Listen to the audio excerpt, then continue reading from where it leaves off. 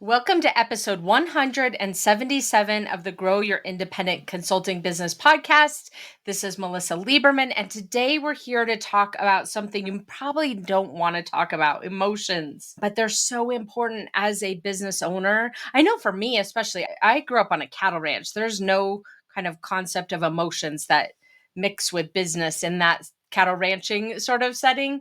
So the idea of thinking about emotions or talking about emotions or managing emotions or incorporating emotions into a business model and business plan are definitely not something that came naturally to me.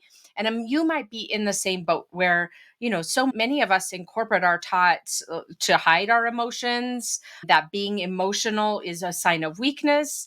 And so here today, I really want to dive into this concept of emotional debt, just one aspect of emotions, this concept of emotional debt to help you from sabotaging or self-sabotaging your business results. So that's what we're here for today. I'm excited to dive into this topic with you. Just a few things on my end I thought I'd update you on.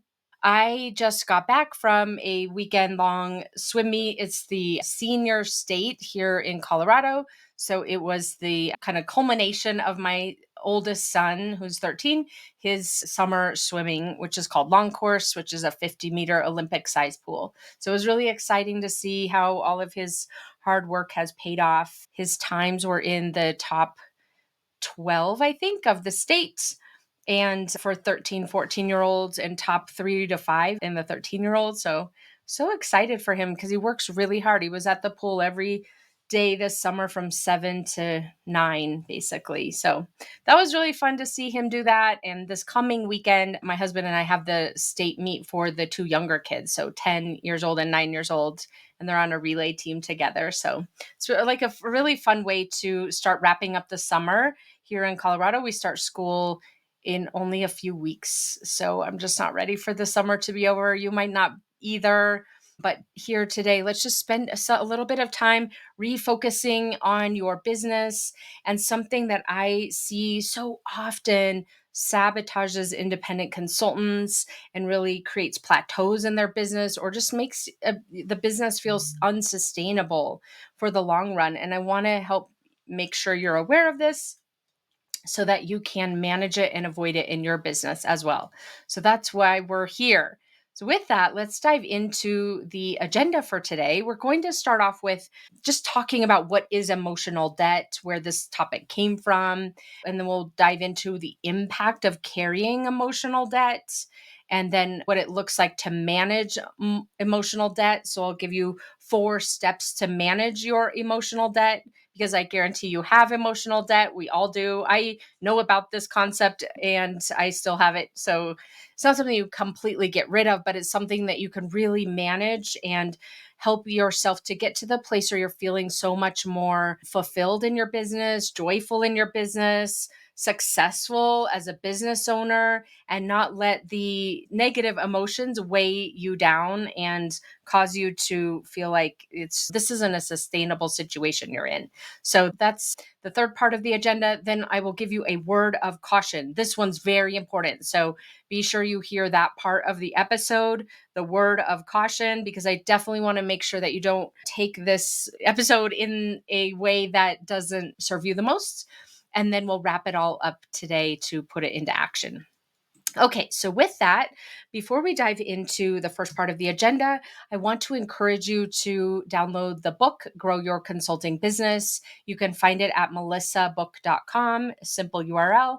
And in there is chapter 16, Your Business Owner Mindset.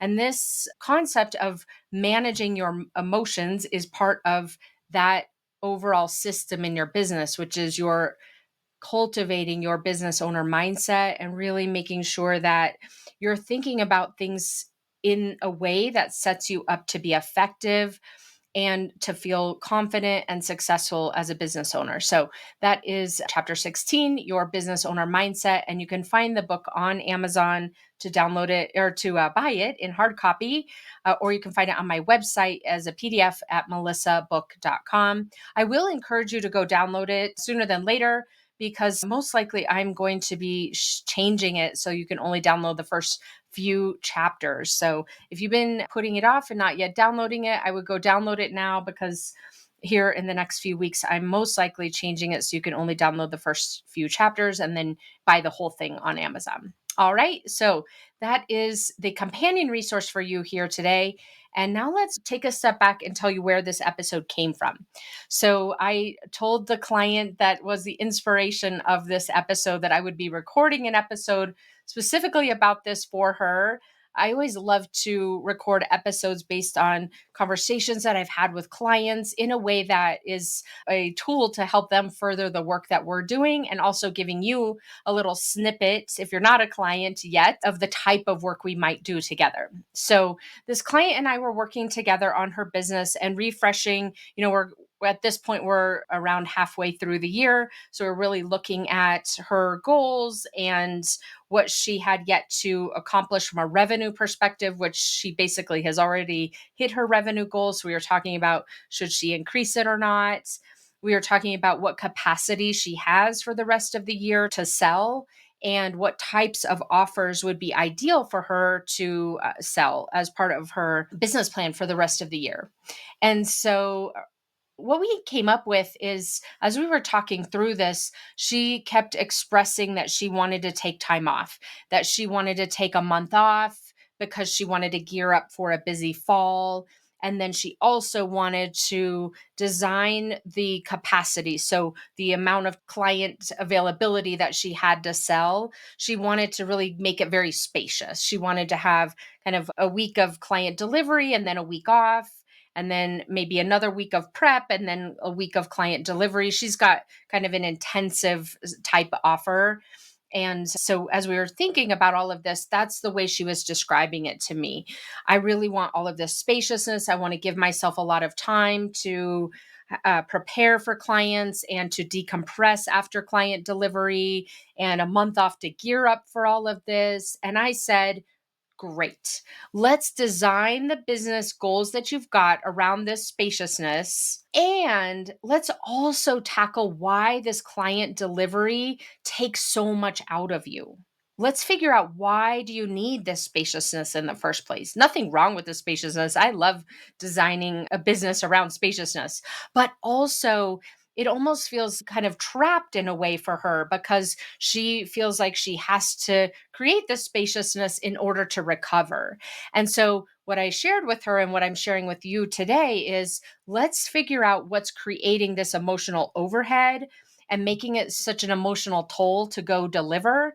So that then, if we tackle that, she doesn't feel so constrained in her business model. She could take on as many more clients and less spaciousness in terms of time off if she wanted to.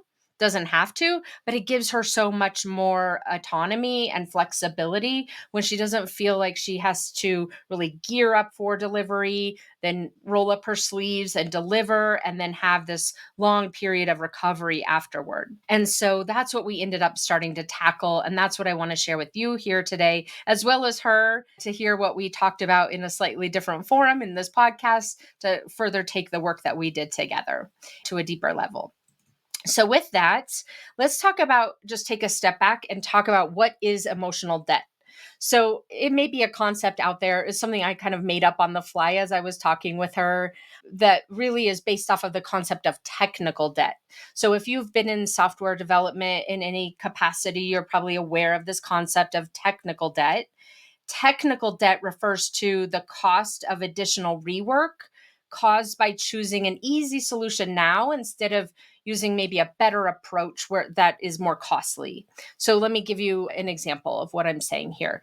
When you're running through a software development process, there are sets of priorities. There are features and functions that the end users want. There are features and functions that perhaps the engineering department needs. There are features and functions that your customer service department needs in order to support that software. You've got all of these different stakeholders. The sales team is probably asking for things for future sales. And so you've got all of these different requests when you're building software. And so then you've got to decide what you're going to build out of all of those features, which are going to make the cut in terms of the next release. And even within those features that you prioritize, How are you going to develop them? Sometimes it can be creating a kind of a quick and dirty type of an approach can lead to speed to market. But at the same time, when you have that kind of quick and dirty approach or a minimum viable product type of an approach, then it ends up creating things you have to fix later to make them more robust or more scalable, for example. So, all of those choices that you make to implement something in a simpler fashion, maybe a less robust fashion, a less scalable fashion, all of those choices that you make end up creating what's called technical debt. And so, as we think about that in the context of emotional debt, what I would say emotional debt is this idea of basically dealing with the emotions that you're experiencing in your business at a high level, kind of skimming the surface, getting yourself to the place where maybe you're just ignoring those emotions and just trying to make yourself feel more positive. It may also look like that you are going through the motions, selling and pricing your work and avoiding offering something that you think might be rejected because you don't want to deal with the add to the pile of feeling rejected, for example. So, over time, as you start making decisions in your business to avoid experiencing the emotions in the real time, you will likely accumulate emotional debt, just like the description I gave you about accumulating technical debt when you might be taking what are perceived as shortcuts or implementing things in a more simplistic way. And there's nothing wrong with this technical debt, for example. This is an important tool to use from a speed to market perspective, for example. There's nothing wrong with having emotions that feel like they're creating debt for you, but the more that you ignore them or the more you don't address them, the more they accumulate and they're just running this sort of undercurrent in your mind that can lead to some really significant negative impacts in your business. And so that's what I want to talk with you about today is this concept of emotional debt where you might have been taking shortcuts along the way to avoid the feelings of self doubt, to avoid the feelings of discouragement, to avoid the feelings of failing or being rejected, so that you can tackle them head on and lighten that emotional load for yourself so that then you don't feel so constrained in them in the types of decisions that you're able to make in your business. Okay, so now that we have a good baseline of what is this idea of emotional debt, let's talk about the impact of it.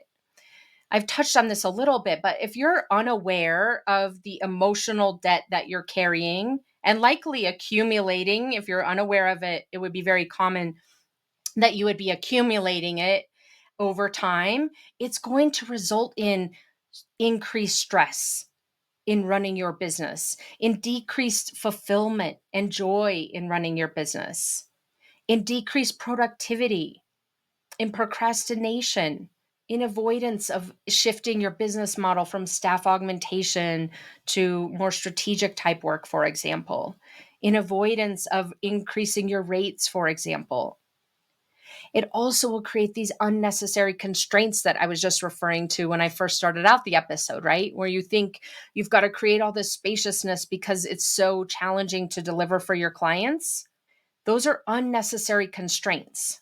Again, I am all about spaciousness. So I'm not telling you you shouldn't have spaciousness in your business. What I am saying to you is that these are the emotional side of this doesn't have to create the constraint for you. You can choose just to work 1 week on and 1 week off if you want to, but it doesn't have to be because you've got to have so much recovery time, like the example I shared with you. So the impact is having these constraints that are unnecessary for you in the way that you deliver what you offer for your clients, how much money you make. And ultimately, the impact can be that you burn out and decide that this is just not a sustainable business model for you. That's why this concept is so important for you to tackle as part of being a business owner. So let's bring this to an even more tangible level. I'll share with you 3 examples in the way that emotional debt influences how you're running your business and thinking about your business. So, the first example I'll remind you of is the one I shared with you at the beginning of this episode, where you allow your emotional debt to drive your capacity. So, it sounds like I can't handle it.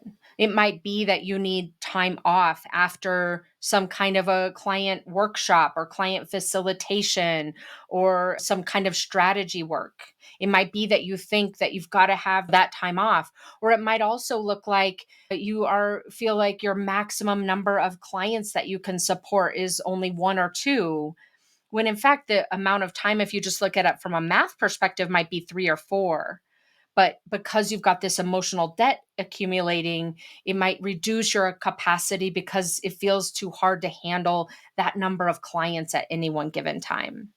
Another example of how this emotional debt can impact you and your business is the type of work you're willing to take on.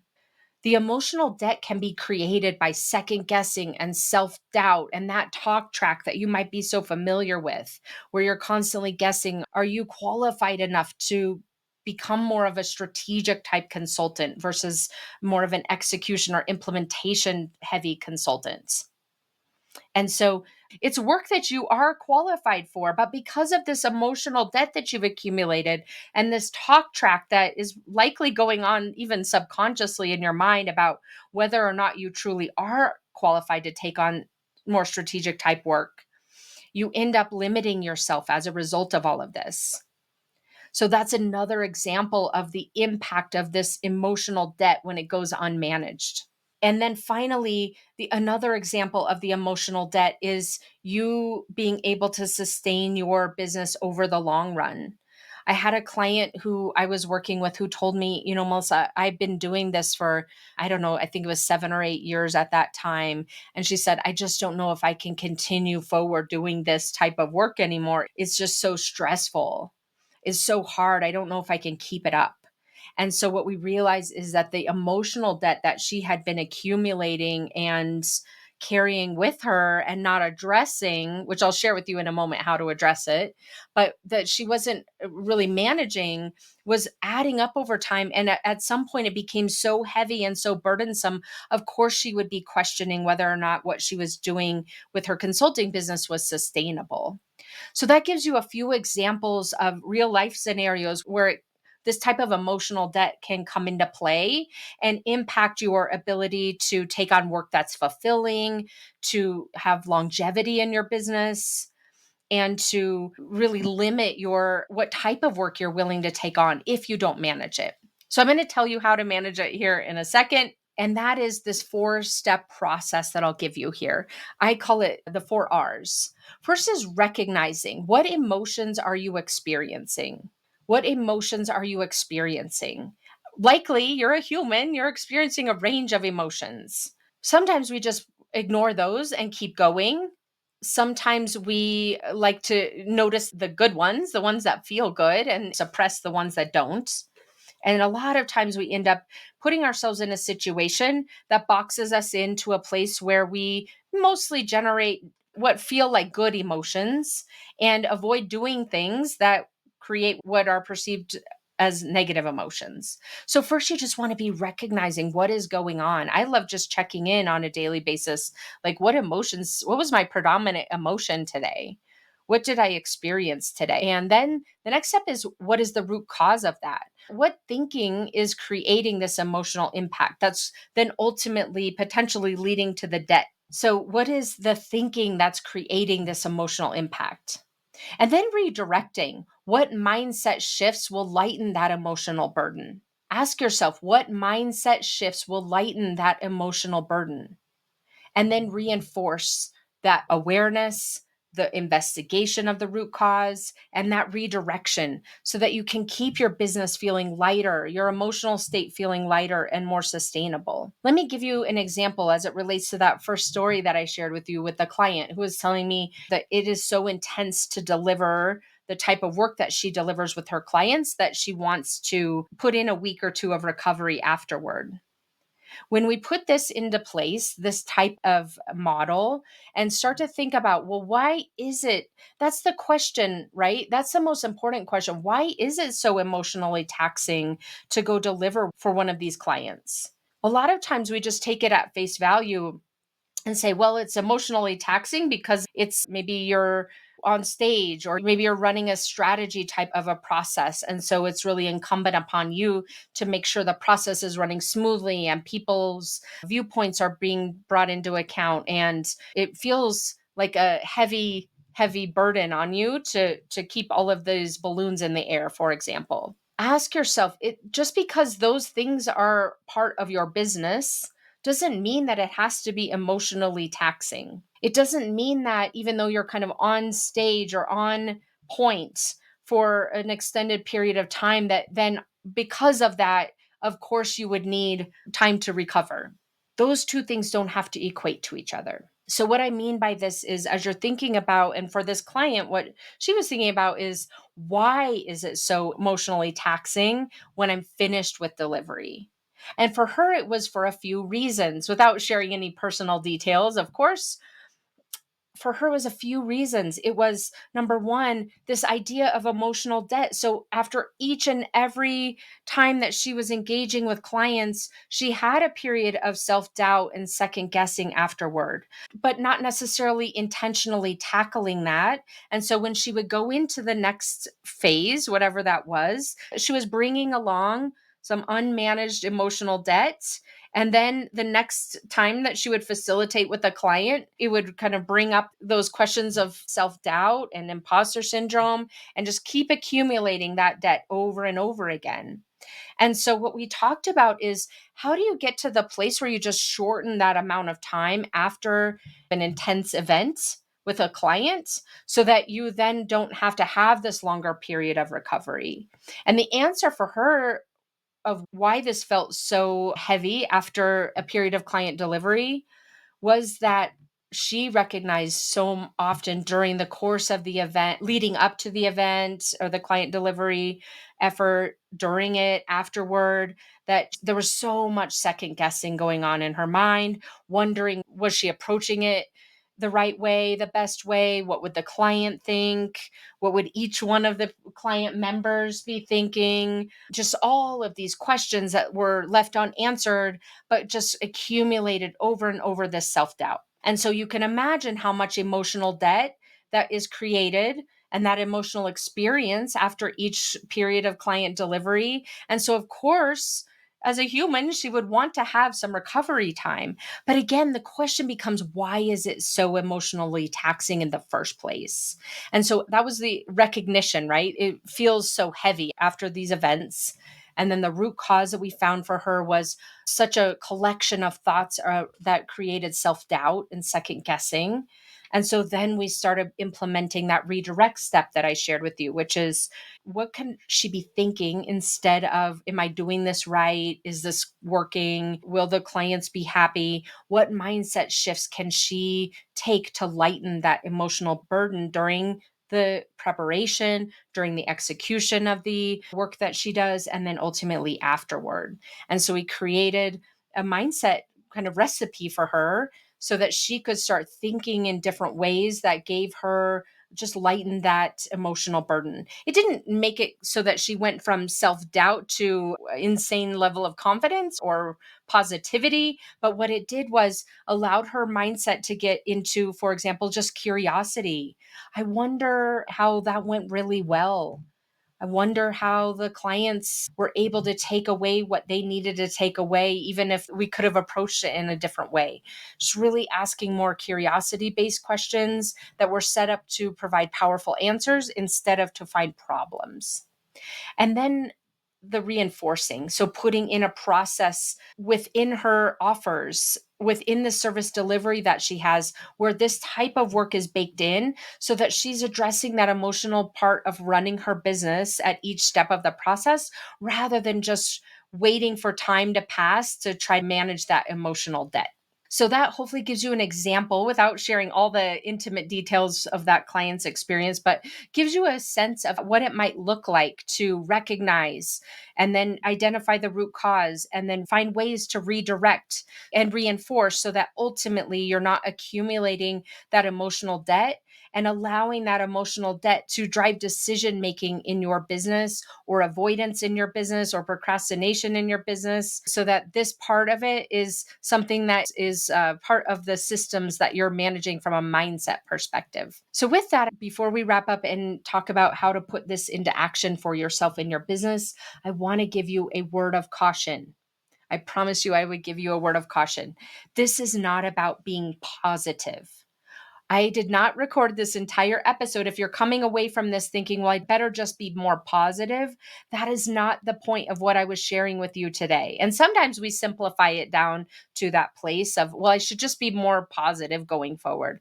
That's not what we're talking about here. What we're talking about here is being aware of your emotional state, which there are hundreds of different emotions that you can experience as a human, and having a practice to manage those proactively in the moment and afterward, so that you don't continue to accumulate this emotional debt that then skews the decisions and priorities that you're making in your business.